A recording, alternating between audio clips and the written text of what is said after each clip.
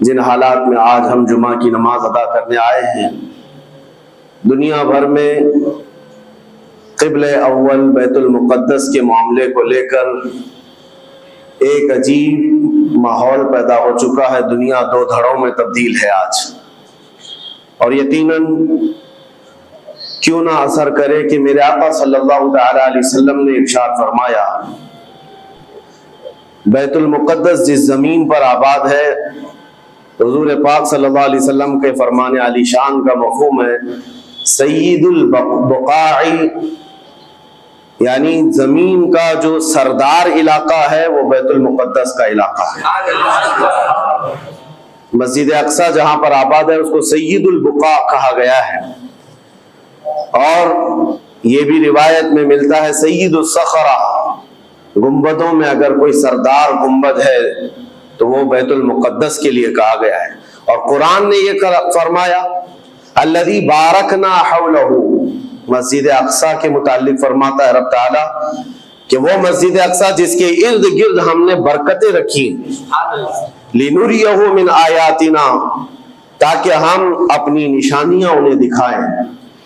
تو یہ اللہ تبارک و تعالیٰ کی اس مقدس سرزمین جس کو ارض مقدس کہا گیا ہے، نام ہی میں مقدس موجود ہے، اور یہ آج سے نہیں بلکہ روایت میں ہے خانہ کعبہ کی تعمیر کے فوراً بعد حضرت ابراہیم علیہ السلام نے بیت المقدس کی تعمیر فرمائی، اور ہزاروں انبیاء اکرام علیہ السلام کا وہ قبلہ رہا، اور وہ ان کی مرکز عبادت بھی رہا، اور ایک نہیں تقریباً 30,000 کے قریب انبیاء اکرام علیہ السلام مسجد اقصی کے ارد گرد دفن ہیں، آرام فرمائیں۔ جہاں اللہ کا ایک ولی دفن ہوتا ہے وہ برکت کی جگہ ہے، اور جہاں 30,000 نبی دفن ہو، اور وہ بھی اولو العزم پیغمبر حضرت ابراہیم علیہ السلام، حضرت اسحاق علیہ السلام، حضرت یعقوب علیہ السلام، حضرت موسیٰ علیہ السلام، حضرت زکریا علیہ السلام، یہ سب وہ انبیاء کرام علیہ السلام ہیں جو رسولان اعظام بھی ہیں، شریعت والے ہیں۔ یہ سب بیت المقدس کے ارد گرد ہیں۔ یہاں پر کچھ بھی اثر ہونا پوری دنیا پر بھی اس کا اثر پڑتا ہے، اور آج ہم دیکھ رہے ہیں جو حالات پوری دنیا میں پیدا ہوئے ہیں، اور چاہے وہ یورپ ہو کہ امریکہ ہو، افریقہ ہو کہ رشیا ہو، عرب ممالک ہو کہ ہند ہو، ان سب کو کچھ نہ کچھ کہنے کی آج ضرورت پیش آ رہی ہے۔ کیوں؟ اس لیے کہ وہ ایسا سینٹر ہے، ایسا تقدس ہے وہاں پر جس میں پوری دنیا انوالو ہو ہی جاتی ہے، اور برسوں سے لے کر وہ جنگ کا میدان رہا، اور حضور پاک صلی اللہ تعالیٰ علیہ وسلم نے بیت المقدس کے لیے کیا فرمایا؟ صحابہ نے جب اس زمین کے بارے میں پوچھا تو میرے آقا نے فرمایا وہ حشر و نشر کی جگہ ہے، حشر و نشر کی جگہ ہے، یعنی قیامت کے قریب سارے لوگوں کو ادھر ہی ہانک دیا جائے گا، اور قیامت وہیں آنی ہے۔ حشر و نشر کی جگہ ہے، حضور پاک صلی اللہ تعالیٰ علیہ وسلم نے فرمایا، اور فرماتے ہیں میرے آقا ہو سکے تو تم جا کر اس میں نماز پڑھ لو، اس لیے کہ اس کی ایک نماز دوسری مسجدوں کی 1000 نمازوں سے افضل ہے۔ یہ مسجد اقصی کے متعلق میرے آقا صلی اللہ علیہ وسلم کا فرمان علی شان ہے۔ پھر صحابہ اکرام نے پوچھا کہ اگر کوئی جا نہ سکے میرے آقا بیت المقدس اور نماز پڑھنے کی اس کو استطاعت نہ ہو وہاں جا کر تو کیا کرے؟ حضور اکرم صلی اللہ علیہ وسلم نے فرمایا کم از کم تیل کا ہدیہ تو بھیج دے تاکہ وہاں چراغ جلانے کے کام آئے۔ یہ حدیث پاک میں ابن ماجہ کی حدیث ہے۔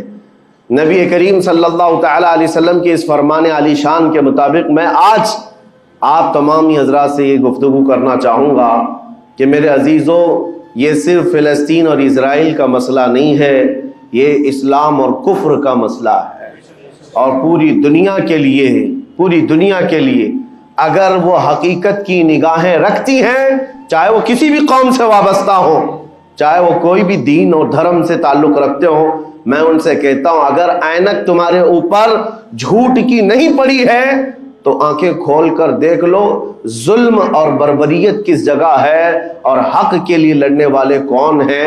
یہ ہر ایک منصف مزاج آدمی بھی آج پہچان سکتا ہے کہ کون نہتہ مارا جا رہا ہے اور کون سپر پاور طاقت پر کھڑے ہو کر اپنے مظلوم ہونے کا دعویٰ کر رہا ہے۔ ہر دنیا کا انصاف پسند آدمی آج بول سکتا ہے، لیکن یہ دور بھی امتحان کا ہے۔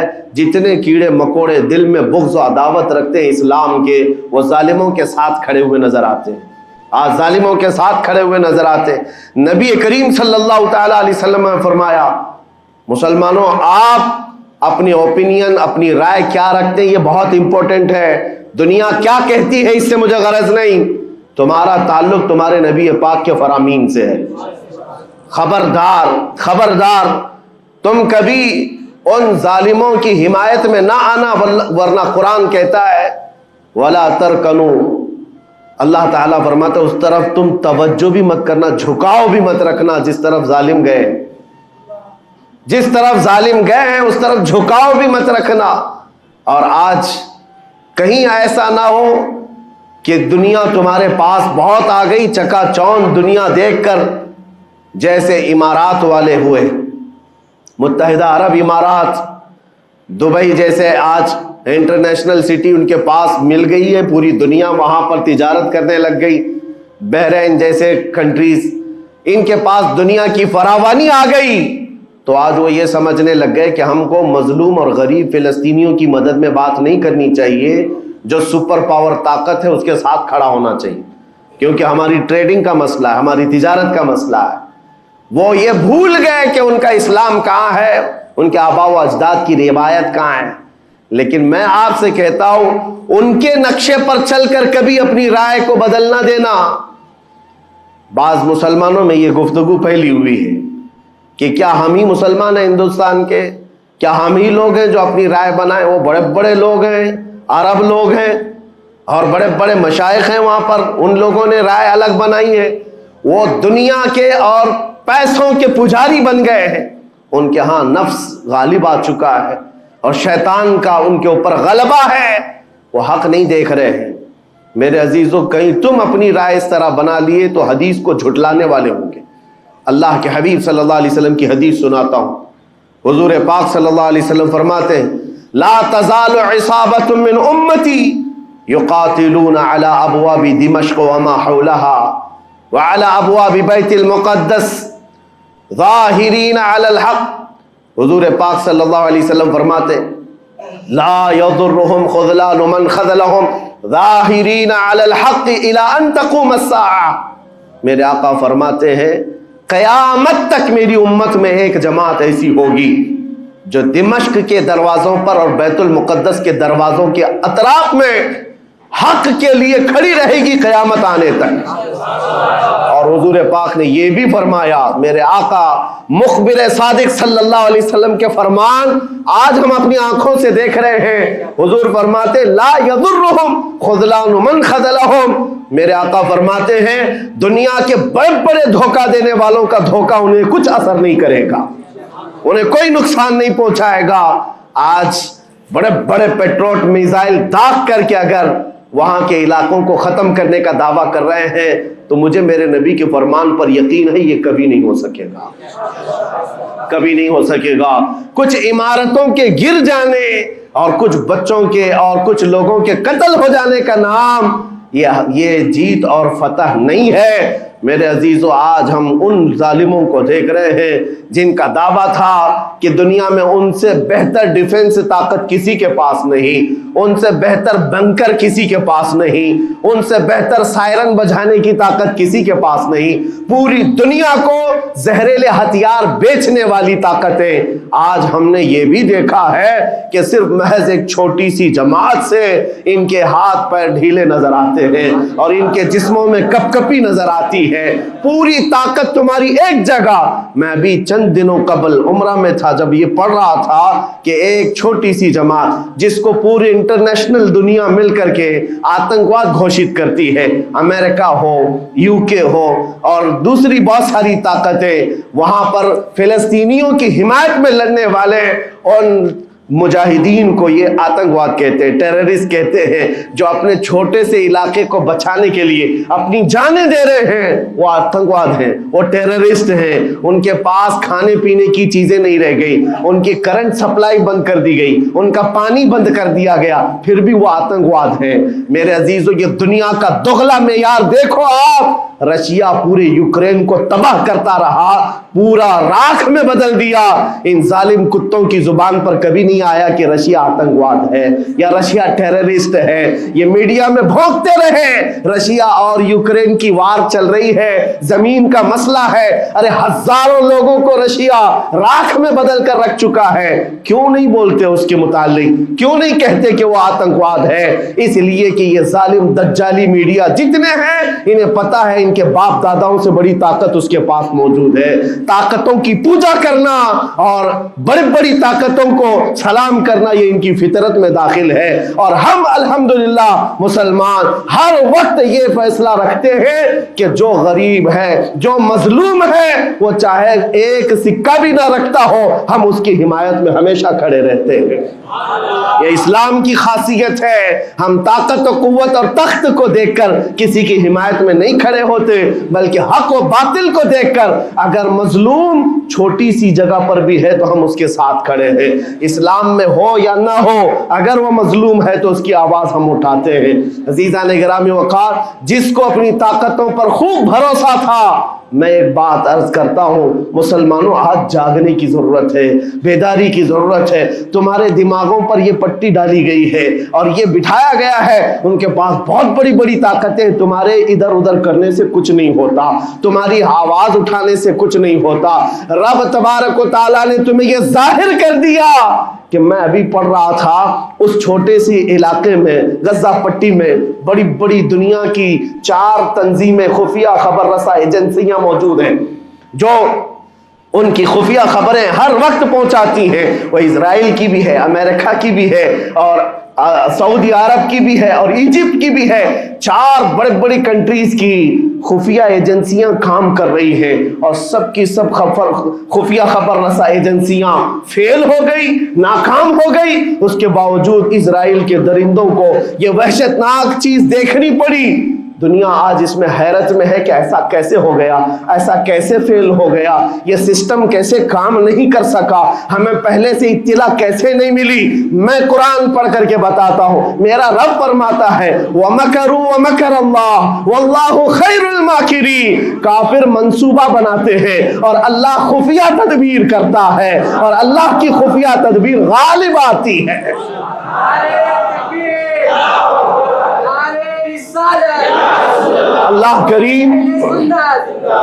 اللہ کریم جب خفیہ تدبیر فرماتا ہے، سارے سسٹم فیل ہو جاتے ہیں، دنیا کی طاقتیں ہیچ ہو جاتی ہیں۔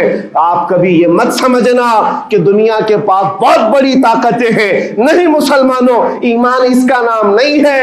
اقبال نے بہت پہلے کہا تھا، اللہ کو پامرد یہ مومن پہ بھروسہ، ابلیس کو یورپ کی مشینوں کا سہارا۔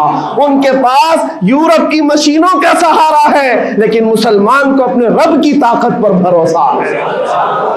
میرا رب غالب حکمت والا ہے اور وہ قدرت والا ہے۔ جس وقت رب تعالیٰ چاہے، کیا آپ نے تاریخ نہیں پڑھی، وہ اگر اپنے نبی کی حفاظت کرنا چاہے تو مکڑی کے جال سے حفاظت کرتا ہے، کبوتری کے انڈوں سے حفاظت کرتا ہے۔ وہ اپنے حبیب کی حفاظت کرنا چاہے اور کسی نبی کی حفاظت کرتا ہے، مچھلی کے پیٹ میں رکھ کر کے یونس کی حفاظت کر رہا ہے، اور ابراہیم علیہ السلام کو آگ میں ڈال کر کے بھی اس تپش سے بچا رہا ہے، اور اسماعیل علیہ السلام کی گردن پر چھری چل رہی ہے، پھر بھی اس چھری سے بچانے والا مولا کون ہے؟ اور سمندر میں اتر جانے کے بعد موسیٰ علیہ السلام کی بڑی فوج کو راستے دینے والا مولا کون ہے؟ آپ جانتے ہیں، ابراہیم علیہ السلام کو آگ سے بچانے والا، یونس علیہ السلام کو مچھلی کے پیٹ میں زندہ رکھنے والا، موسیٰ علیہ السلام کو سمندروں میں راستہ دینے والا وہی خدا ہے جو اپنے حبیب کو کفار مکہ کے ہر ظلم سے بچانے والا، ان کے رات کے منصوبوں کو خاک میں ملانے والا، میرے حبیب کو ان کافروں کے سامنے سے ایسے گزارنے والا کہ وہ کافروں کی آنکھیں ہمیشہ کے لیے اندھی ہو کر رہ جائیں۔ وہ مولا کل بھی تھا، آج بھی ہے اور ہمیشہ رہے گا۔ وہ اللہ حی و قیوم ہے، اس کی ذات پر توکل رکھو، یقین رکھو۔ آج دنیا کے ان حالات کو دیکھ کر مسلمانوں کا ایمان اور مضبوط ہو جائے، اور مضبوط ہو جائے۔ آپ یہ سوچتے ہوں گے ہمیں کیا کرنا چاہیے، ہم یہاں بیٹھ کر کیا کریں؟ میں تو اس بات کو کہوں گا آپ واٹس ایپ جہاد میں مصروف نہ رہیں، ادھر کی ادھر چیزیں شیئر کرتے ہوئے گھر میں بیٹھ کر کے رات بھر اپنی مرغن غذاؤں میں اور بستروں پر سوتے رہے نہیں۔ اگر تمہارا دل روتا ہے کسی ایک بچے کی آہ پر تم پہنچ تو نہیں سکتے، لیکن کسی غریب کی ایک درد پر تمہارا دل روتا ہے، اللہ کی بارگاہ میں وہ بھی لکھا جاتا ہے، وہ بھی لکھا جاتا ہے اور تم کو ان کے شریکوں میں شمار کیا جاتا ہے۔ تم اگر رقت کے ساتھ بیٹھ کر کے دعا کرتے ہو، سوچو آج آپ اپنے گھر میں ہیں، تمہارا بیٹا نکلا، جوان بیٹا نکلا، اس کی خبر آئی کہ اچانک اس کی لاش کہیں تڑپتی ہوئی نظر آئی۔ جیسے خبر سنو گے تمہارا کھانا پینا حرام ہو جاتا ہے، تمہارے گھر بار کا چین و سکون غارت ہو جاتا ہے۔ کیا ہوتا ہے جب اپنا ایک جوان بیٹا کہیں کسی حادثے میں انتقال ہونے کی خبر بھی آ جائے، بے چینی اور گھر میں کوہرام مچ جاتا ہے۔ یہ چیز کیوں ہوتی ہے؟ کیونکہ تمہارا تعلق ہے، جسمانی بھی روحانی بھی تعلق ہے اپنے بیٹے سے۔ اور میرے آقا نے فرمایا مثل المؤمن کمثل جسد اذا اشتكى عضو تداعى له سائر الجسد بالسهر والحمى۔ میرے آقا فرماتے ہیں پورے مومن جتنے بھی دنیا میں ہیں، سارے مومنین ایک جسم کی طرح، میرے آقا فرماتے ہیں ایک جسم کی طرح ہیں۔ اگر ایک عضو کو تکلیف ہو تو پورے جسم میں بخار آ جاتا ہے، ایک عضو کو تکلیف ہو تو پورے جسم میں بخار آتا ہے۔ آج تمہاری کیفیت یہ ہونی چاہیے، جس وقت ان حالات کو دیکھو تمہارا دل روئے، تمہاری بے قراری بڑھ جائے، تمہاری بے چینی بڑھ جائے، اور بارگاہ رب العزت میں گڑ گڑاؤ کہ مولا اگر ہمارے برے اعمال کی وجہ سے، ہمارے گناہوں کی وجہ سے ہمارے بھائیوں پر اگر یہ آفت آئی ہے تو میں توبہ کرتا ہوں، میں باز آتا ہوں مولا، میں اپنی حرکتوں سے توبہ کرتا ہوں۔ آج تمہیں پتا ہے یہ آج کا حادثہ نہیں، اس دنیا کو میں جتنا کوسوں کم ہے، جو دغلی پالیسی رکھتے ہیں، جو ڈبل سٹینڈ رکھتے ہیں، ان کو جتنا بولوں کم ہے۔ میں ڈرتا نہیں ہوں اس بات پر، لیکن آج دل بھرا ہوا ہے ان مظلوموں کی آواز کو سن سن کر کے، جن کے گھروں پر رات بھر بمباری ہوتی ہے، جن کے شہر کا پورا بادل پٹاخوں سے نہیں میزائلوں سے روشن دکھتا ہے۔ میرے عزیزوں کیسی راتیں وہ گزارتے ہیں۔ ماں رات کو اپنے بچے کو گلے سے لگا کر سوتی ہے، اس کو یقین نہیں ہوتا صبح تک میرا لال میرے ساتھ رہے گا۔ انہیں پتہ بھی نہیں ان کے دروازوں پر موت دستک دے رہی ہے۔ 5000 سے زیادہ راکٹ داغ کر کے ابھی بھی ختم نہیں کیا گیا، اور ظلم اتنا ہونے کے بعد حیرت ہوتی ہے اس دگلی دنیا پر۔ میڈیا میں بار بار یہ کہا جاتا ہے ان آتنکیوں کا خاتمہ کیا جا رہا ہے، آتنکوادیوں کو نیست و نابود کیا جا رہا ہے، جن کی زمین پر 70 سال سے قبضہ کر کے بیٹھا ہے۔ دنیا اس پر کچھ نہیں بولنا چاہتی۔ آپ کو پتا ہے ہسٹری جنہوں نے پڑھا نہیں وہ آج بھوک رہے ہیں، جن کو تاریخ معلوم نہیں ہے وہ ٹپنی دینے کی کوشش کر رہے ہیں۔ ان کو اپنے باپ داداؤں کی تاریخ نہیں معلوم، یہ فلسطین کی تاریخ پر چل پڑے۔ پتا ہے 1917 میں صرف 4000 یہودیوں کو رہنے کی اجازت دی گئی تھی، جب یہ پوری دنیا سے مارے مارے گھوم رہے تھے۔ ان کے لاکھوں یہودیوں کو مار کر ختم کیا گیا تھا۔ اس وقت فلسطین میں 4000 یہودیوں کو پناہ دی گئی تھی، اور یہ 4000 سے بڑھتے بڑھتے بڑھتے پوری دنیا سے ہجرت کر کے آتے رہے۔ 1948 میں انہوں نے اپنے ملک کا اعلان کر دیا۔ دنیا کو یہ نہیں پتا ہے، آج سب پتا ہے، نقشہ دیکھ دیکھ کر کے سب شیئر کر رہے ہیں۔ 1970 میں اتنا تھا اسرائیل، 40 میں اتنا ہو گیا، پھر 67 میں اتنا ہو گیا، سب شیئر کر رہے ہیں۔ تمہاری عقل ماری گئی ہے جب دیکھ رہے ہو کہ ایک ظالم آدمی کسی کے زمین پر قبضہ کرتا کرتا کرتا پورا بڑھ گیا، اب جو مظلوم تھے ان کی اپنی زمین بھی نہیں باقی، ان کی حکومت نہیں ہے، ان کی ایمبیسی نہیں ہے، ان کا کچھ نہیں، ایک شہر لے کر بیٹھے ہیں، وہ بھی ہضم نہیں ہو رہا۔ اور میں یہ باتیں کھل کر اس لیے کر رہا ہوں کہ میرے اپنے اوپینین ہی نہیں ہے، پوری دنیا کے اقوام متحدہ UN نے کہا ہے اسرائیل کو 1967 میں جو تمہارا اسرائیل تھا وہاں واپس چلے جاؤ، لیکن یہ دادا گیری ایسی ہے کہ وہ کسی کی نہیں مانتا، نہ UN کی، یہ سب چیزیں دنیا کو معلوم ہے، پھر بھی دنیا یہ کہتی ہے اسرائیل اپنے ڈیفنس میں کام کر رہا ہے، اپنے ڈیفنس میں کام کر رہا ہے۔ ایک کتے کی موت ہوتی ہے تو پوری دنیا بل بلاتی ہے، اور یہاں روزانہ ہزاروں فلسطینیوں کو قتل کر دیتے ہو، تم قتل بھی کرتے ہو تو چرچا نہیں ہوتا، ہم آہ بھی کرتے ہیں تو ہو جاتے ہیں بدنام۔ یہ حالات آج پیدا کیے گئے۔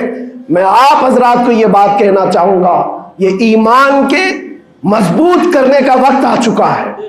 میرے آقا کے فرمان پر یقین کرو، اللہ کی مدد آتی ہے اور آ کر رہے گی انشاءاللہ۔ اور یہ حالات آپ دیکھ رہے ہیں۔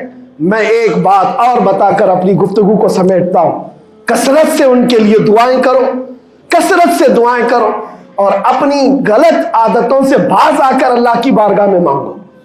ظاہر سی بات ہے، حرام کھاتے ہو اور کسی کے لیے دعا کرتے ہو، کہاں دعائیں جائیں گی؟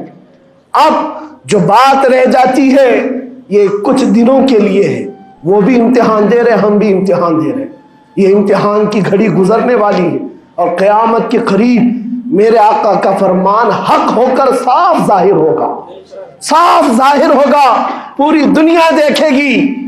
بعض روایات میں ہے کہ حضرت سلیمان علیہ السلام کی روایتیں بھی بیان کی گئی کہ آپ نے فرمایا کہ یہودیوں کی ایک ریاست قائم ہوگی، اور صرف 50 سال کے بعد ان کی ریاست کے قائم ہو کر 50 سال کے بعد قیامت کی بڑی نشانیاں سامنے آ جائیں گی۔ اب وہ حالات آ گئے، چند سالوں کی بات ہے، جتنا خون بہایا تھا وہ خون ختم ہوگا، اور خون شہیدہ سے صبح بہارا آئے گی، اور ایک دن پوری دنیا دیکھے گی جب بیت المقدس پر اللہ اکبر کی صدائیں گونج رہی ہوگی، اور امام مہدی کا ظہور ہوگا، امام مہدی آئیں گے، اور پوری دنیا میں صرف اور صرف اسلامی پرچم لہرائے گا انشاءاللہ العزیز۔ میرے آقا صلی اللہ علیہ وسلم فرماتے قیامت کے قریب تم دیکھو گے ہر چیز یہودیوں کے خلاف ہوگی، حتیٰ کہ پتھر بھی تمہیں کہیں گے یہودی یہاں چھپا ہوا ہے، پتھر بھی کہیں گے۔ اور حضور نے فرمایا تو یہ ہو کر رہے گا، ہو کر رہے گا، اس لیے ان کی طاقتوں پر نہ جاؤ، ان کی قوتوں پر نہ جاؤ۔